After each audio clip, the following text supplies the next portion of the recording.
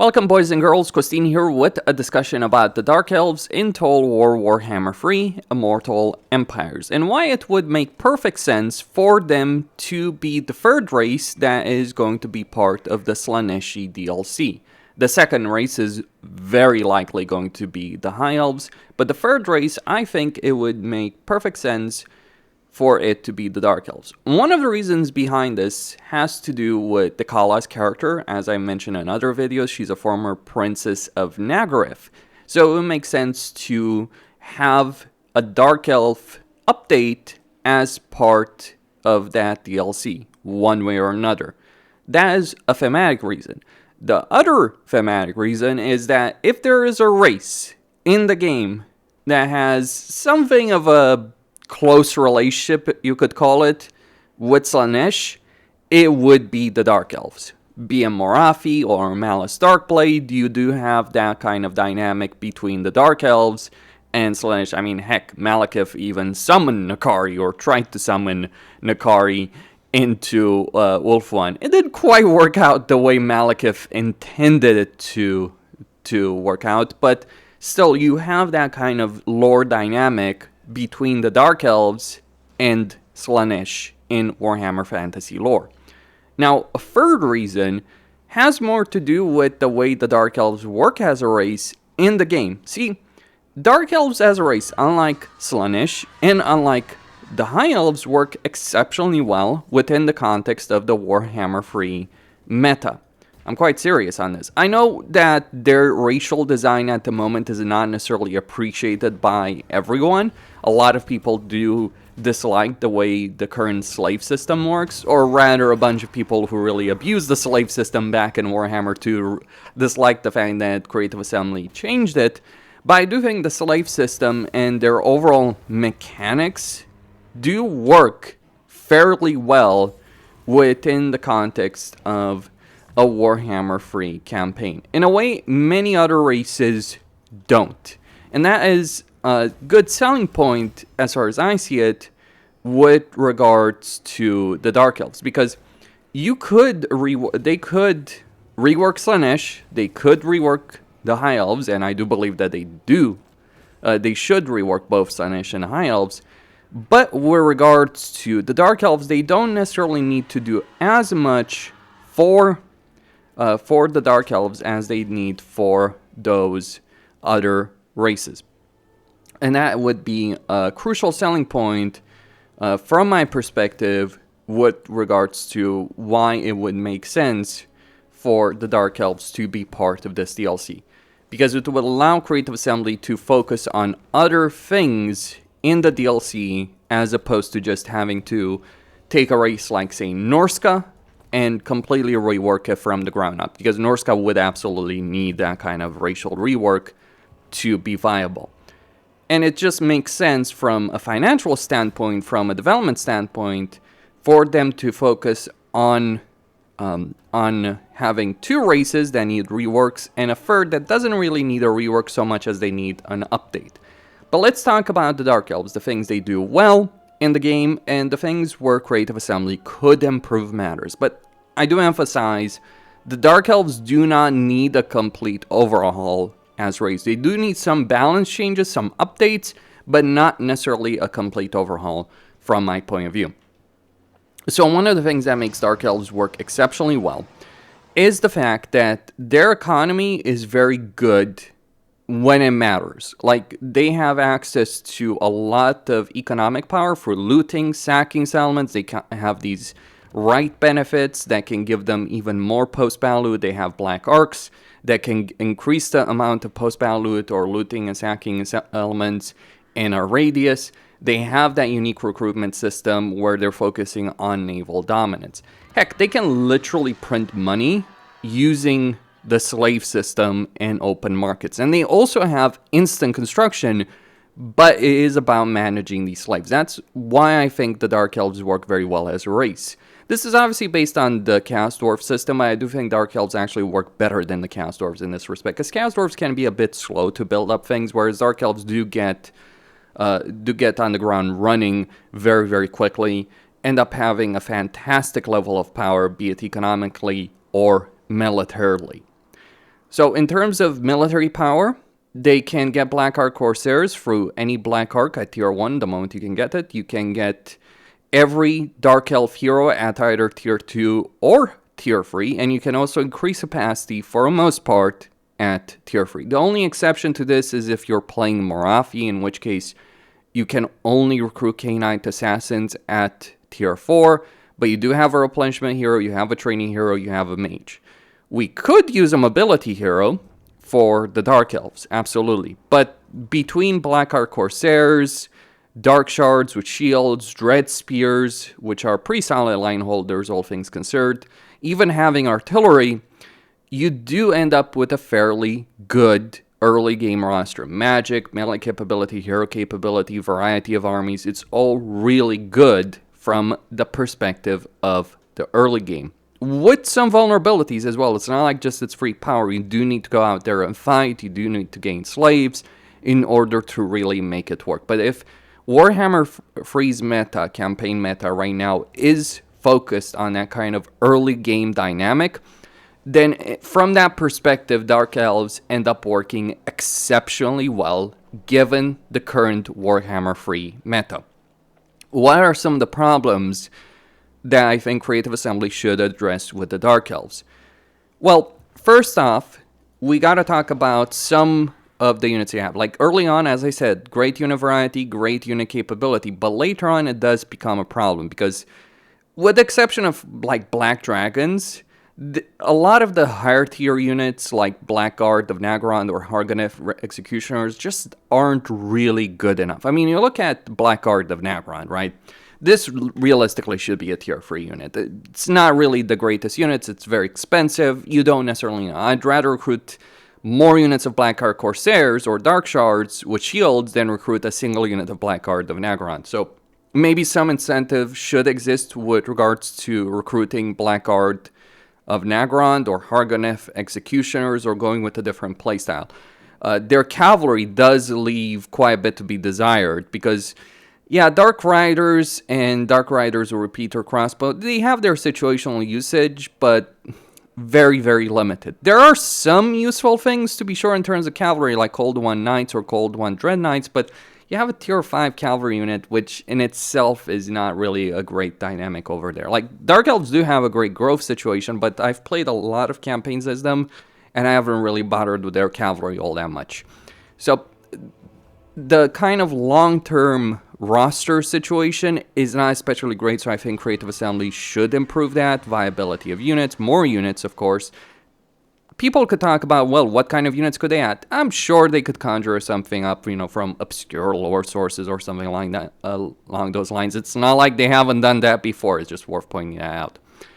Another thing to point out is with regards to their lord choices. Basically, Dreadlords, female Dreadlords, the ones with sword and shield, are the only one that are really worth recruiting if you're playing a Dark Elf campaign. Well, you could possibly argue in favor of a Dreadlord with sword and crossbow, but High Beastmasters are not really worth recruiting. Supreme Sorceresses, decent enough caster capability, and if you had a limitation on caster, you might have a reason to recruit them, but basically, like Dreadlords, they get a Black Dragon mount. They're really powerful with that. They get a bunch of benefits as well in a campaign through the aristocratic name of power, strong melee capability, good skill line. Could use perhaps a better way with those names of power, but overall, the lore choices in a Dark Elf campaign, you just kind of realize that, yeah, recruiting anything other than a Dreadlord is just not really worth it in your campaign. Again, I've played quite a few of campaigns, like I just think like Dreadlords are just flat out the best choice. Best combat capability, once they get on a Black Dragon, they're far superior to the others.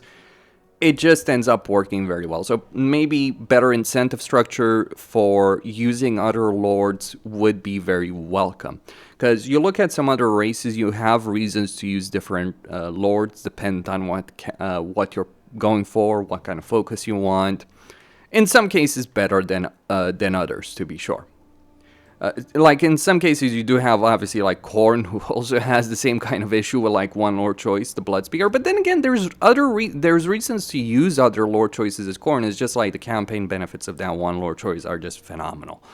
So some issues with respect to unit variety, some issues with respect to the incentive structure to use certain lords versus others. Another thing worth pointing out, their research tree, it's not the worst in the game, but it's also pretty damn boring and tedious.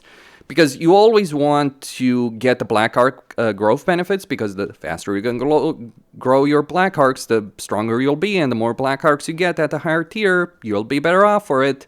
So you essentially want to get these kind of upgrades as quickly as possible, but they do require you to get a select number of upgrades before. So in every Dark Elf campaign, you're basically researching free techs in every tier, right? And then you're moving on to the next tier. You might get a couple of things, some other things like 15 growth or something like that, but usually you'll be better off moving on from one tier to another instead of bothering with a lot of this research. So I think the research tree could use an overhaul. I don't think the race, their economy, needs an overhaul or their overall campaign mechanics, but I do think their research tree is not especially great. Another thing would be to do with the rites. They're powerful, they're strong, they get the job done, but you look at the cooldowns of these kind of things, you're looking at the 20 turn cooldown at minimum, 25 for Black Arcs, 40 for Sacrifice of Cain. Just not a great kind of dynamic to have in a campaign given the current pacing of Warhammer 3 campaigns. And even if campaigns were faster paced, this kind of cooldown situation, like just in general rites for every race that has them, Skaven, Lizardmen, High Elves, Dark Elves, I think rites as a whole need to be reworked in the way they're working, as benefits in the way they're using them, or just the entire system overhauled and work in a better and different way during the course of a campaign. That would be a perspective on the subject. So research, incentive to use units, incentive to diversify your lords, rights, those would be the three aspects of the Dark Elves that should be improved on by Creative Assembly, but not the complete race overhaul. From my point of view, I'm sure others will disagree on that subject. Some people even think the Dark Elves are irredeemable, given the way things are right now. I think that's a ridiculous statement to make, to be quite honest on that subject. Still, those are some things, but there is also a fourth thing. The campaign dynamics of the Dark Elves, because you do have this insane focus on conquering Ulthuan in a lot of Dark Elven campaigns, so you don't end up with the kind of campaign variety you might want. You end up with a lot of campaigns that just feel very similar. Like, if you're playing Morathi, Malekith, or Hellebrand, you might as well be playing the same campaign with different effects, and Morathi ends up winning because she has the best faction effects. You can have campaigns in close proximity to each other that play vastly differently to one another. Like you'll look at Karl Franz versus Elspeth, and you can even include Gelt if you come back to the Empire. Those are very different campaigns. So I do think some unique campaign mechanics, unique campaign victory conditions would be very much in order to make the Dark Elves better. Like, that's one of the things Creative Assembly could do if they do Dark Elves alongside Slaanesh and High Elves. They could really focus on making those campaigns unique. Something like, obviously Tyrion could use unique campaign mechanics, Teclis could use unique campaign mechanics, but so could Malekith and Morathi at the very least. And yeah, poor Malice Darkblade and Hellebrand, they absolutely do need better campaigns. Like, there's that, like, Hellebrand and Malice Darkblade are not horrible campaigns, they work, but they're really, really boring to play in a lot of different ways. Maybe they shouldn't be. Like, you look at Malice Darkblade, you have an objective-focused campaign, but it's so freaking dull to actually play the campaign. I think I speak for a lot of people on that subject. I think it's one of the least played campaigns in the game. There's issues with Urkarth because inherent issues with Lustria. Lokir is in a pretty good situation, except his objectives, long-term objectives of dealing with the High Elves. So I think that there needs to be a better system with regards to it.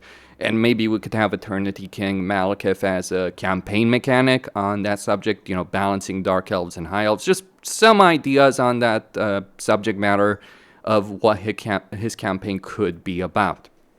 In terms of what legendary lords they could go for, well, there's Talaris as an example.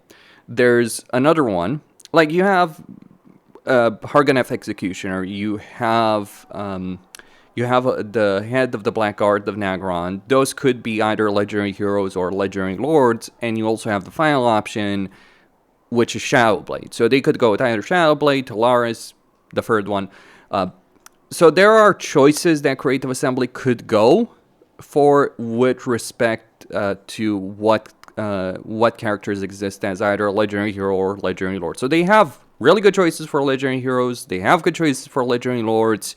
They could absolutely make that dynamic work for the Dark Elves without having to completely overhaul the race. But yes, I do believe that they need to improve the campaign situation for the Dark Elves, and maybe improve the Dark Elven AI, because they do actually suffer from this lack of global recruitment. I mean, and just the Black Ark situation under AI control has been problematic, to say the least. Like, people complaining about Black Arks in a campaign destroying their performance. That is a real issue, absolutely, that Creative Assembly has had to tackle in numerous ways.